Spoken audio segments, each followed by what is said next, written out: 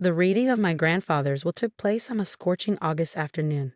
I sat in Mr. Davidson's law office, watching my siblings shift impatiently in their expensive suits while dust motes danced in the sunbeams streaming through the window. Brandon, the oldest, kept checking his Rolex. Sophia couldn't stop fiddling with her designer handbag. They both looked out of place in the small-town law office, having long ago traded rural life for big city success. To my grandson Brandon Sullivan, Mr. Davidson read, adjusting his wire-rimmed glasses, I leave my investment portfolio, valued at approximately $2.4 million. Brandon's smirk grew wider. To my granddaughter Sophia Sullivan, I leave my properties in the city, including the apartment building on Fifth Avenue and the commercial space in the business district. Total value approximately $3.1 million. Sophia actually clapped her hands like a delighted child. And to my youngest grandchild, Olivia Sullivan. Mr. Davidson paused, shuffling his papers. I leave the family farm, including all 300 acres and associated equipment. The room fell silent for a moment before Brandon burst out laughing. The farm? That worthless dust bowl? Oh, that's perfect. Sophia joined in, her carefully made-up face crinkling with amusement. Poor Olivia, stuck with Grandpa's pet project. What are you going to do, become a farmer? I kept my face carefully blank, though my fingers clenched in my lap. The farm had been my favorite place since childhood. While my siblings chased money and status in the city, I'd spent every summer helping Grandpa tend to what he called his special ground. There are some additional documents regarding the farm, Mr. Davidson added, sliding a thick envelope across his desk. Your grandfather was quite specific about certain aspects of its inheritance.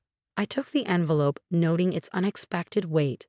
Before I could open it, Brandon stood up, straightening his Italian silk tie. Well, this has been fun, he said, not bothering to hide his glee. Sophia and I should head back to the city. Some of us have real businesses to run. He paused, giving me a patronizing smile. Let us know if you need help selling that wasteland, Liv, though I doubt anyone would want it. After they left, Mr. Davidson cleared his throat uncomfortably. Miss Sullivan, Olivia, there's something else you should know. Your grandfather left specific instructions that the farm cannot be sold for at least 1 year from his death.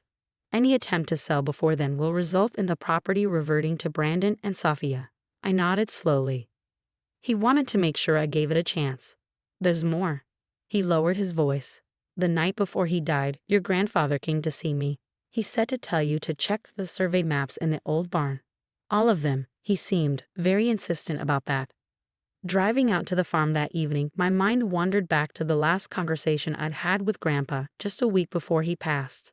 The land speaks to those who listen, he'd said, looking out over his fields with an odd intensity. Your brother and sister, they only hear money talking. But you, Olivia, you've always heard the real music. At the time, I thought it was just another of his poetic farmer sayings. Now I wondered if there had been more to it. The farm looked exactly as it always had. The weathered farmhouse, the massive red barn, the fields stretching toward the horizon.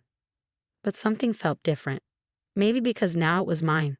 In the barn, I found the old file cabinet where Grandpa kept his papers.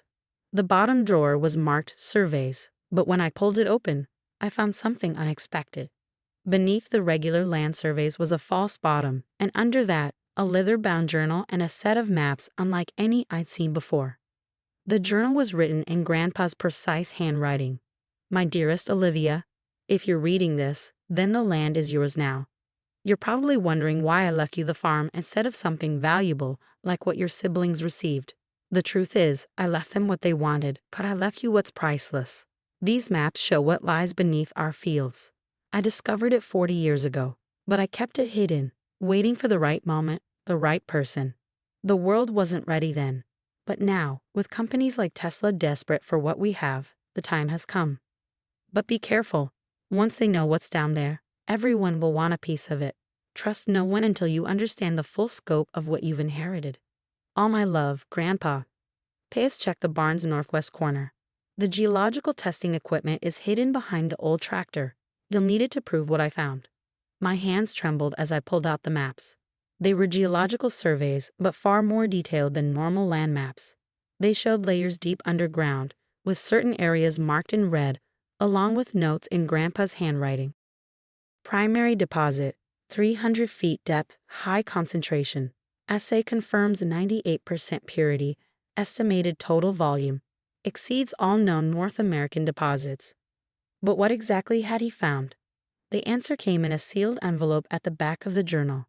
Inside was a chemical analysis report from a private laboratory dated just 6 months ago. My eyes widened as I read the results. Lithium. One of the largest lithium deposits in North America, sitting right under our supposedly worthless farm. The implications hit me like a thunderbolt. Lithium, the essential component for electric car batteries, for the entire green energy revolution. The thing companies like Tesla were desperately seeking as demand outstripped supply. Grandpa hadn't been running a failing farm. He'd been protecting what could be worth billions. But he'd known he couldn't reveal it too soon. The technology for efficient extraction hadn't existed when he first found it. The market hadn't been ready. So he'd waited, worked the land, kept his secret. And he'd chosen me to inherit it because he knew I wouldn't immediately sell out to the highest bidder. My phone buzzed. A text from Brandon. Hey sis, seriously though, I know a developer who might take that dirt patch off your hands. Might even get you 6 figures if you're lucky. I looked at the geological map spread across the barn's workbench. Over the next 3 months, I practically lived in the barn, working through Grandpa's research. The geological testing equipment he'd hidden turned out to be state-of-the-art, probably worth more than most of the farm equipment combined. Every test I ran confirmed what his notes had suggested. We were sitting on one of the largest lithium deposits ever discovered in North America.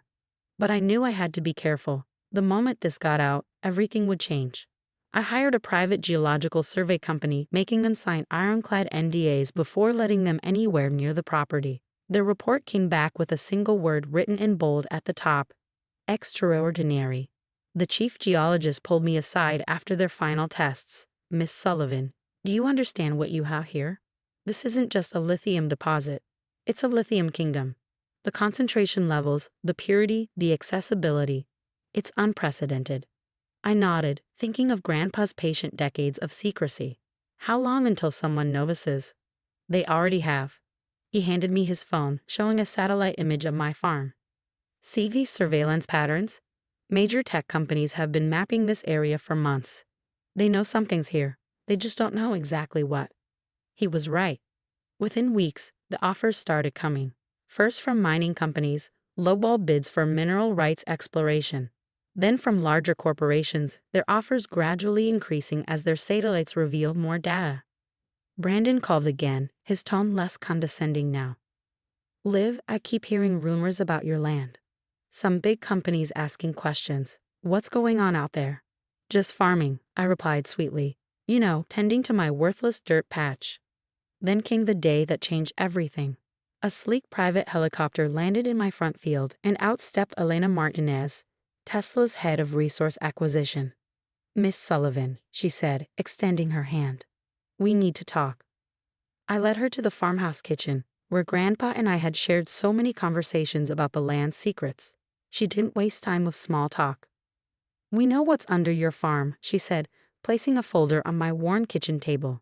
And we want to make you an offer. I opened the folder. The number made me catch my breath. $2 billion, all cash. That's just the starting point, Elena added. We're prepared to go higher. Much higher.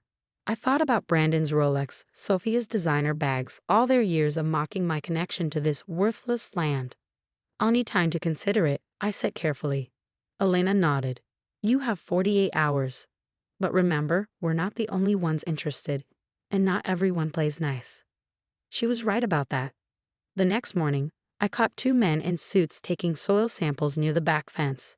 The day after, a drone hovered over the barn until I shot it down with Grandpa's old shotgun. Then came the call I'd been expecting. Sophia, her voice dripping with fake concern. Darling, what's this I hear about Tesla sniffing around your farm? You need to be careful. These big companies will take advantage of you. Why don't you let Brandon and me handle the negotiations? I smiled into the phone.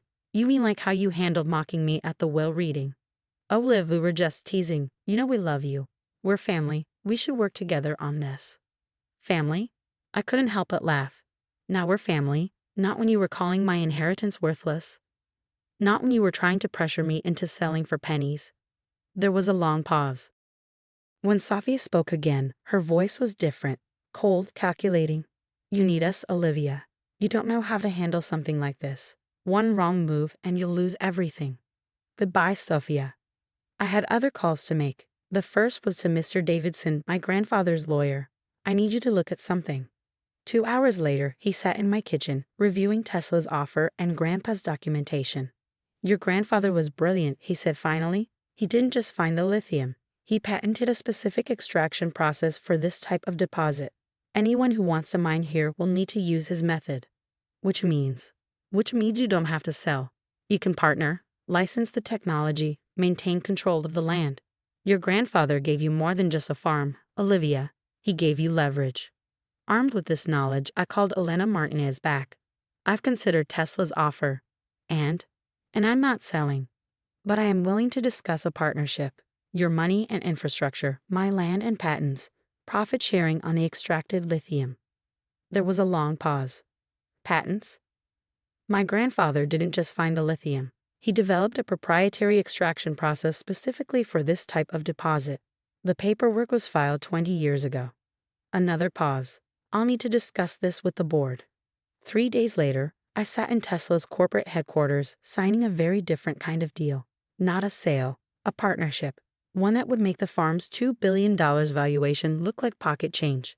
The news broke the next morning. My phone exploded with calls and texts, but I only answered one, from Brandon. Why didn't you tell us? He demanded. Tell you what? I kept my voice neutral. That the worthless farm might be worth something. Olivia, this is serious. We're talking billions of dollars. No, you're talking billions of dollars. I'm talking about the land Grandpa trusted me to protect. The legacy he knew I'd understand. We're your family. You mean like when you laughed at my inheritance? Like when you tried to pressure me into selling for nothing? That kind of family. Silence. The farm was never worthless, I continued. Grandpa knew that. He also knew who would see its real value, not just the lithium, but the land itself. That's why he chose me. I hung up and walked out to the barn, breathing in a familiar scent of hay and earth. The geological testing equipment still sat where I'd first found it, a testament to Grandpa's decades of patient planning. Opening his journal, I reread his final note to me. The land speaks to those who listen. You've always heard its music, Olivia. Now let it sing for you. A week later, I stood in the same barn, but now it was filled with Tesla engineers, environmental consultants, and development teams. The lithium extraction would be done sustainably, respecting the land Grandpa had protected for so long. Sophia and Brandon showed up unannounced that afternoon, their lawyers in tow. We want to contest the will, Brandon announced. Grandpa wasn't in his right mind, giving away something this valuable without telling anyone. I smiled, thinking of the decades of careful documentation, the patents, the testing data. Actually, he knew exactly what he was doing. He just knew you wouldn't understand. Understand what? That some things are worth more than money. That patience and faith in the land are worth more than quick profits. I turned to the lawyers. You're welcome to contest the will. But I should warn you, Grandpa spent 40 years making sure his choice was legally ironclad. They left empty-handed, finally understanding what they'd lost. Not just the billions, but the chance to be part of something remarkable. Standing in my kitchen that evening, watching the sunset paint the fields gold, I pulled out my phone and calculated the farm's current value, not just the lithium, but the patents, the partnerships, the future developments. Almost $12 billion. Not bad for a worthless patch of dirt. But the real value wasn't in the money. It was in the legacy Grandpa had entrusted to me, the faith he'd shown in choosing the granddaughter who heard the land's music. Let Brandon keep his Rolex. Let Sophia have her designer bags. I had something better. I had the land, its secrets, and the knowledge that sometimes the greatest treasures are the ones others are too blind to see. The farm had never been worthless. It had just been waiting for the right person to discover its true worth.